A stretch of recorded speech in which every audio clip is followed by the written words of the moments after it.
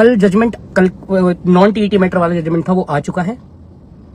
सब लोग देख ही चुके होंगे, पढ़ भी चुके होंगे। हालांकि जजमेंट इंग्लिश में है, इंग्लिश और काफी अच्छी लिखवाई गई है, तो उसी बेस पर आपसे चर्चा करना चाहता था। देखिए, आप लोग इस चीज को समझ नहीं रहे हैं कि किस तरीके से आपके साथ केंद्र सरकार ने गड़बड़ की है। आप इस चीज को ऐसे देखिए कि क्या आप लोगों ने सोचा था कि आपके खिलाफ ये अमेंडमेंट आया है? किसी ने जानकारी दी थी? सब कहते हैं कि हाँ, हिमांशु को सब जानकारी रहती है, सब कुछ है। और इन नेता लोगों ने क्या करा, सब कुछ मेरे ऊपर डालने की चाहिए। क्या हुआ उससे? अब तो मैं कहीं से कहीं तक नहीं था। अब तो रिव्यू में तो आप ही लोग थे ना, मैं थोड़ी था। तो फिर मेरा केवल अभी आम शिक्षकों से ये कहना है, शिक्षक, हालांकि गलत शब्द का प्रयोग किया है, शिक्षक कभी आम नहीं होता। मेरा अपने सभी वरिष्ठ शिक्षकों से ये कहना है, इनके चक्कर में ना आइए। अब कुछ बचा नहीं है। ये भी आपको क्यूरेटिव, बड़ी बेंच, ये परामाती, मैं आज बता रहा हूं, बैठ के सुन लेना। ये परामाती वाले में भी जो है आपके लिए आइए डालेंगे। वहां कहेंगे चलो कोर्ट में घुसते हैं और अपना भर पिटवाएंगे आप लोगों की। जिस दिन से ये हियरिंग हुई है, मैं उस दिन से बोल रहा हूं आप लोगों को कि इसमें कुछ होना नहीं है। लेकिन कहते हैं कि एक झूठ का गुब्बारा बनाया जाता है और उसको फिर इन्फ्लेट, मतलब एकदम से ऐसा उड़ाया गया कि नहीं नहीं। अब एक वो टीम बनी थी कोई नई, अभी मैं उसका नाम नहीं लेना चाहता हूँ, आई विल कंसिडर फलाना डिमाका। कुछ क्या हुआ? कुछ भी नहीं। अब वो तुम्हारे सामने नया ले आए होंगे क्यूरेटिव वाला। क्या होगा या क्या हुआ? कुछ भी नहीं, कुछ भी नहीं। एक विषय है जो मैं आपसे कहना चाहता हूं कि अब आपको टीटी करना होगा सेवा में बने रहने के लिए। दूसरी बात, आप अपना कैडर देखिए कि आप जिस भी कैडर में हैं उस कैडर की टीटी कीजिएगा। उन्होंने क्लियर, जस्टिस दत्ता ने, देखो मुझे आपकी लीगल टीम को कुछ नहीं पता है, ठीक है। जस्टिस दत्ता ने मनोज झा, जो सीनियर एडवोकेट मध्य प्रदेश से बैठे थे, कल वीडियो डाला हूं, उसमें क्लियर कहा है किसी भी कंडीशन में आपके 50% है, फलाना है, ढिमाका है, जो भी है, आप टीटी दीजिए। आपको टीटी देनी होगी, 110% टीटी देनी होगी। क्यूरेटिव में कुछ नहीं होता है। क्यूरेटिव जो है 2002 में बना था, ये कानून के सुप्रीम कोर्ट ही लाई थी, रिपोर्टेबल है। रूपा अशोक हुर्रा बनाम अशोक हुर्रा के नाम से। आज तक किसी को राहत नहीं मिली है क्यूरेटिव में। और क्यूरेटिव में कोई आपकी जान नहीं जा रही है कि आपकी जान जाए, आर्टिकल 21 से रिलेटेड मैटर हो। आपको उल्टा आर्टिकल 21A से लपेटा गया है। ये तो बहुत बड़े संगठन बनाए थे, फलाने मंत्री से मिले थे, ढिमाके मंत्री से मिले थे, क्या हुआ? बदला? आज तक कुछ चेंज हुआ है? आपके लिए कभी सरकार ने सोचा है? बताइए आप। मेरी लड़ाई किसी संगठन से नहीं है, मेरी लड़ाई केवल विचारों की लड़ाई है कि शिक्षक के लिए क्यों नहीं खड़े हुए आज तक। और इनमें तमाम वही हैं जो पुरानी पेंशन ले रहे हैं, वही आज तक आपके ऊपर राजनीति कर रहे हैं, ये जान लीजिए आप। आपके हाथ में कुछ नहीं लगेगा। एनपीएस सब मार्केट डाउन है। 2032 मैं हमेशा लिखता भी हूं, मैं बहुत, मतलब मेरे को है कि हाँ, एक जागरूकता आनी चाहिए शिक्षक में। मैं ये नहीं कह रहा हूं कि विद्रोह करो, विद्रोह नहीं होता है। मेरा कहना यह है कि अपनी बात को रखो, हर पटल पर रखो। अरे कोई खा थोड़ी जाएगा। जजमेंट में बहुत क्लियर है, मैं आपको फिर बोल रहा हूं, इनके चक्कर में ना आए। बहुत क्लियर जजमेंट दिया है, बहुत क्लियर जजमेंट। और उन्होंने आपकी जान बचाई है आर्टिकल 142 से। तो आप क्यूरेटिव में तो वैसे ही जाने लायक नहीं है। रिव्यू इतने गए थे, आपने जस्टिस मनमोहन को शायद सुना नहीं होगा। मैं एक एक क्लिप डाला हूं, एक एक क्लिप कि किस वकील ने क्या बोला, आप उसको देखिए। मेरे वॉल्स पे पड़े हैं सारे। मतलब कि उनकी जो लीगल लैंग्वेज है वो अलग है। मैं बता रहा हूं कि मेरा भाई, मतलब जस्टिस दत्ता को बोले कि ये आपके प्रति उदारवादी हैं कि ये रिव्यू को खोल लाए, नहीं तो मैं तो वहीं डिसमिस कर रहा था। कोई मतलब नहीं बैठता है। मैं तभी आपको बोल रहा था कि बार बार मैं अपनी पोस्ट में कुछ वर्ड्स का यूज करता हूं, बेनेवोलेंट, वो वर्ड वही है, लेकिन इंग्लिश क्या कहें, कोई मतलब नहीं है। अभी भी मैं आप सब लोगों से यही कहूंगा, जिनकी सेवा के 5 साल बचे हैं वो सेफ हैं। जिनको ये नौकरी करनी है आगे तक, वो टीटी दें। जिसको नहीं करनी है वो अपना देखें। बहुत क्लियर बता रहा हूं मैं आपको। इन लोगों ने आप लोगों को केवल एक मोहरा बना लिया है ना। क्या है ये? बताइए, मैं मुंह पे बोल रहा हूं, क्या है ये? जज रिटायर होने के बाद ना पूछा भी नहीं जाता है कोई सा, तो ये तो फिर भी फलाना संगठन ढिमाका संगठन, कोई मतलब नहीं है। आपकी पहचान देखिए, टीचर्स को मैं यही बोलूँ, आप ही आपकी शक्ति है। मैं हमेशा से कहता आया हूं कि आप ही लोग आपकी शक्ति हैं। अगर आप आवाज उठाएंगे, चाहे वो न्यायिक तरीके से हो, चाहे वो शांति वाले तरीके से हो, कि हाँ अपनी विरोध दर्ज कराइए। इन्होंने आज तक विरोध नहीं दर्ज कराया है। बताइए कहां, आपके लिए कहां तक खड़े हुए? कोविड में इतने लोग मर गए थे, किसको मिल गया न्याय? हमसे बिना पूछे हमारी एक दिन की तनख्वाह दे दी गई। अरे वो 7,000 जो भी 700 करोड़ या 7,000 करोड़ जो भी गए थे शिक्षकों की जेब से, वो उनको देते ना जिनके घर परिवार आहत हुए थे। इस व्यक्ति ने सोचा। ये केवल मेरा नाम लेकर आपको बरगला सकता है, मैं कभी किसी का अगेंस्ट नहीं रहा। आज मैं लाइव आने का मेरे को बस यही था कि सबको मैं सब कुछ बता सकूं, और है हिम्मत तो कराओ आरटी एक्ट में चेंज। क्या आरटी एक्ट बदल देंगे? बच्चों के मौलिक अधिकार आपसे ले लिए जाएंगे? मैं पूछना चाहता हूं। देखिए, इनके केवल 2 ही पैतरे हैं। हाजी हम कोर्ट जा रहे हैं, दूसरा हिमांशु ने ये कर दिया। ये आज तक दिखा नहीं पाया हिमांशु ने क्या किया। हिमांशु पदोन्नति की लड़ाई लड़ रहा है, हाई कोर्ट में है, और वो तो अब तो मैं वैसे भी पहले भी जीत चुका हूं। बट क्या है कि हाँ, एक प्रक्रिया होती है काउंटर रिजोनेटर की, वो भी पूरा नहीं हुआ है। फिर मैं अपने वरिष्ठ शिक्षकों से पूछना चाहता हूं कि हिमांशु ने आपके लिए क्या गलत किया? बताइए क्या गलत किया आज तक? समायोजन हुआ, मर्जर हुआ, ये कहीं खड़े हुए?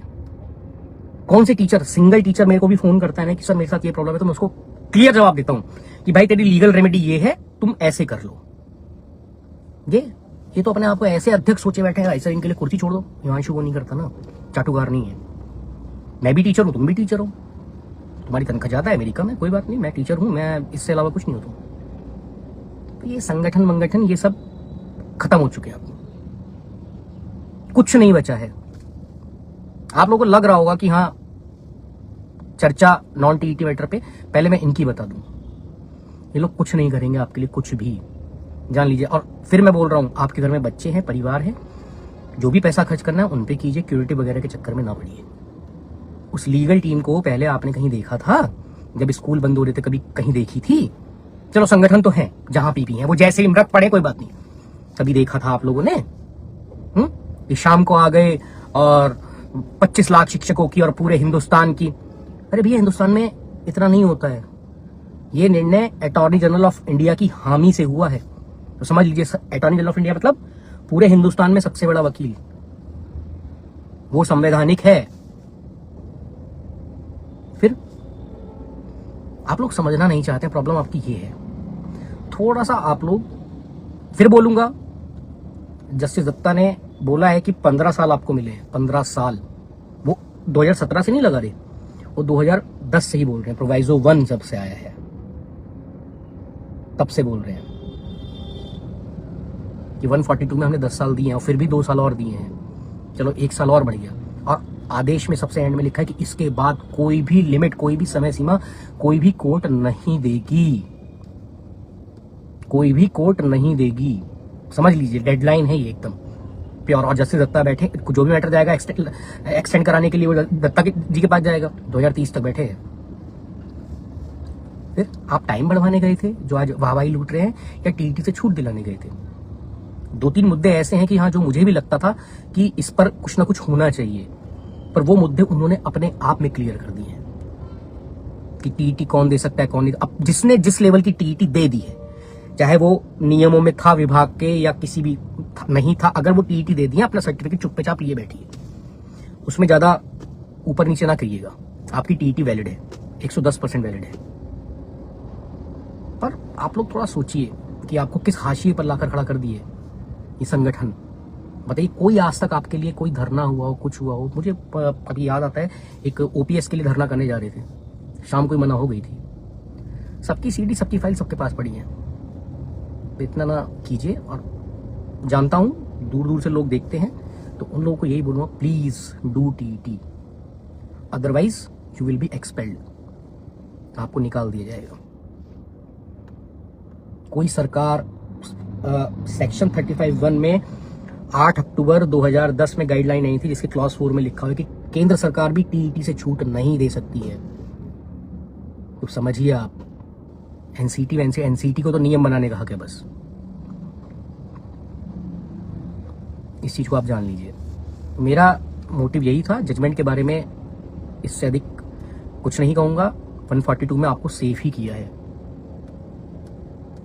ये समझ लीजिए, एक भट्टाचार्य को लॉयर थे, उन्होंने बोला था कि आपने तो टीटी को कॉन्स्टिट्यूशनल वैलिडिटी बता दिया है, यानी संवैधानिक अधिकार मस्ट है। पैराग्राफ 169 में लिखा, 168 या 169 में, आपके नेताओं को नहीं पता होगा ये। और 192 के बाद तो आपका जजमेंट ही बदल जाता है। वो बोल रहे हैं 197 या 198 पैराग्राफ में कि मैं नहीं करना चाहता ये लागू, लेकिन क्या करूं, केंद्र सरकार ने ये प्रोवाइजो 2 ला दिया। अगर सरकारें आपके लिए इतनी संवेदनशील होती तो आप स्वयं बताइए कि क्या attorney general of India review के टाइम आ नहीं सकते? उनको सब पावर है, आ सकते थे, तभी आते कहते हैं नहीं लॉर्डशिप ये गलत है, हम इसको बदल के ला रहे हैं। हाँ, एक चीज और आपको बता दूं, आईटी एक्ट अम्ब्रेला है। अम्ब्रेला मींस कि उसी के अंदर सब कुछ होगा, ठीक है। शेड्यूल 7 में है ये, जितना मेरे को ध्यान है शेड्यूल 7 में है, कॉन्करेंट लिस्ट में। लेकिन जब से एक्ट आया है, एक्ट आने के बाद राज्य सरकार के नियम जो भी बनेंगे वो आरटीई एक्ट को सुपरसीड नहीं कर सकते हैं। 162 आर्टिकल 162 में कोई भी स्टेट गवर्नमेंट के पास मतलब ऐसा नहीं कर सकती है कि वो केंद्र सरकार के नियमों को बदल पाए। एक बात और बता दूं, अभी जम्मू कश्मीर का एक रहबरे तालीम को ये अपने पक्ष में बता रहे थे, बहुत से ग्रुप में चल रहा था, वो फलानी टीम वाले जो है लाइव भी आए थे। रहबरे तालीम वाला जजमेंट जो है वो शिक्षा मित्रों पे आफत बनने वाला है। जो टीईटी पास शिक्षा मित्र हैं, अगर सो कोर्ट गए तो जो नॉन टीईटी वाले अंदर बैठे हुए हैं उनके लिए भी लागू हो जाएगा। उनको टीईटी करके रेगुलराइज कर देंगे। ये उमा देवी का जजमेंट पैरा नंबर 53 है, आप देखिएगा, state of Karnataka versus Uma Devi, state आई थी, वो रेगुलराइजेशन और नॉन रेगुलराइजेशन पे मैटर था वो।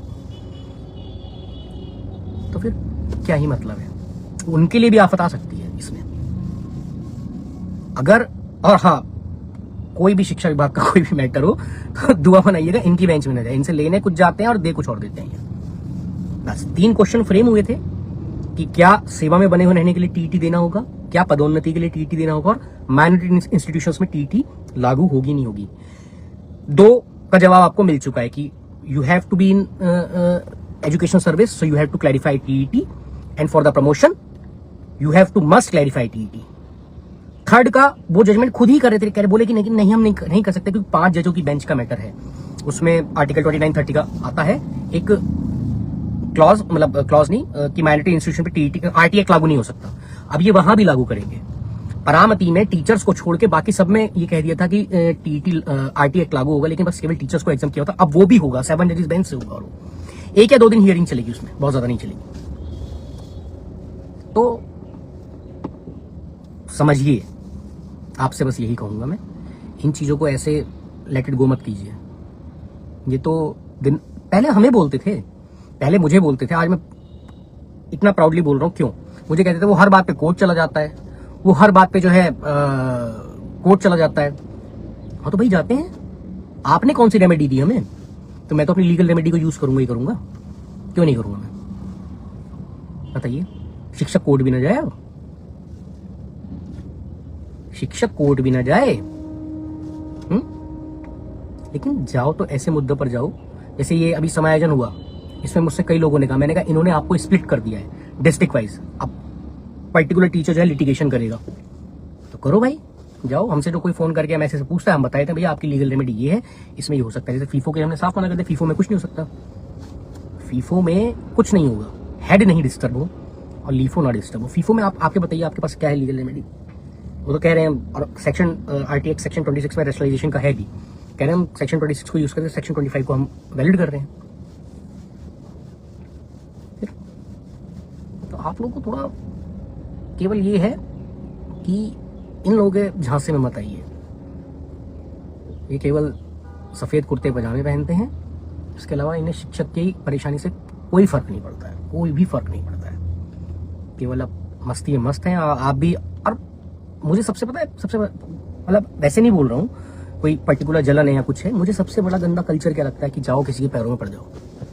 अरे ठीक है, तुम्हारे विचार मिलते हैं तो ठीक है, पढ़ो पैरों में, इनके पैरों में क्यों पढ़ो? क्या किए हैं आपके लिए? आए दिनेश चंद्र शर्मा लिखें और बताएं मुझे कि हाँ हिमांशु का यहाँ पे हाथ है।